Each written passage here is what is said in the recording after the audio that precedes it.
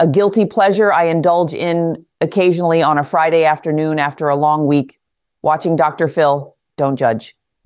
I put it on the TV in my office as I'm wrapping up some loose ends for the week.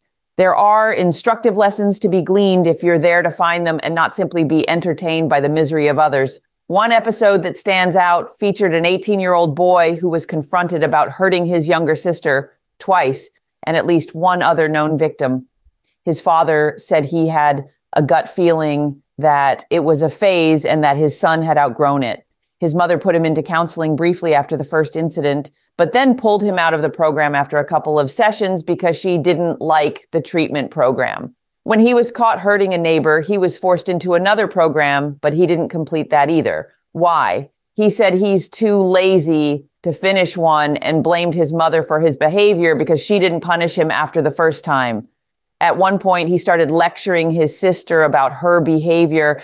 And throughout the interview, he talked endlessly about how he was hurt and how he spent 3 days writing an apology letter, implying that he'd paid for his sins. At the end of the show, he was offered free counseling courtesy of the Dr. Phil show, but refused it because he didn't want to be inconvenienced, saying, I have a life, I have a girlfriend, I'll let you draw your own conclusions. It's hard to watch, also scary to me as a mother of 2 girls. An economics professor from Valencia College asked his students to write a short essay on what they thought the American dream was all about. Over 80% wrote that the American dream meant the government would give them a free college education, free healthcare, money for a house, money to retire on, and a job. The consensus was that the government should tax wealthier people to pay for all of this. A quote from one of the essays was, as human beings, we are not really responsible for our own acts, and so we need government to control those who don't care about others. I'd hate to hear what the writer of that essay classifies as not caring about others. Last week, a long-term member wrote a nasty drive-by comment on one of my Facebook posts complaining that I never comment on his posts. This is a member I've gone well out of my way to help on multiple occasions over the last couple of years. He's been struggling for years to get his business to work. So we've allowed him to put his membership on hold, come to events for free, and we have even provided free consulting on multiple occasions. Have I ever gotten a card or maybe even a small gift to show appreciation? Nope. I suppose no good deed goes unpunished. The next time help will be refused. I suppose I can expect another Yelp review for my trouble. What do all of these stories have in common? A big festering case of entitlement. And it comes in a lot of different forms. It's not just a spoiled 5-year-old brat demanding her parents give her a birthday party that would make any A-list celebrity jealous, but anytime we use the word should.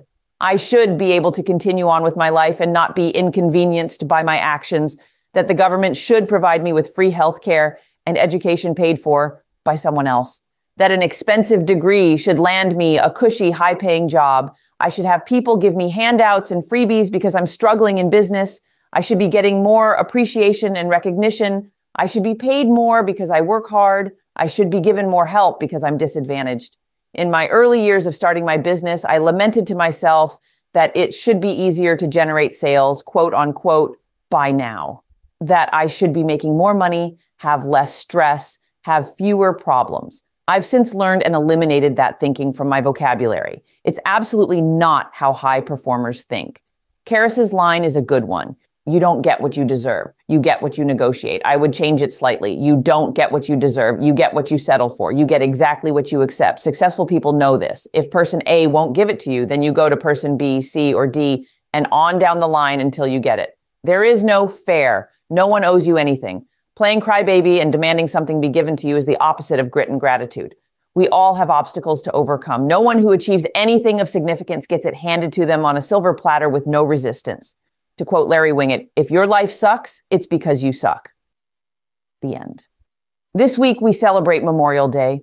For Americans, this is a remembrance of those who were not entitled and not selfish and kept us free from oppression, making the ultimate sacrifice. A day to remember to be grateful for those who guard our independence, safety, and freedom, and to know that we are not entitled to it. We have to earn it and defend it every single day. Thank God for those very brave men and women who do. Let me finish by saying that independence is a funny thing. By definition, independence is the freedom from the control, influence, support, and aid of others. Not just freedom from control and influence, but also support and aid.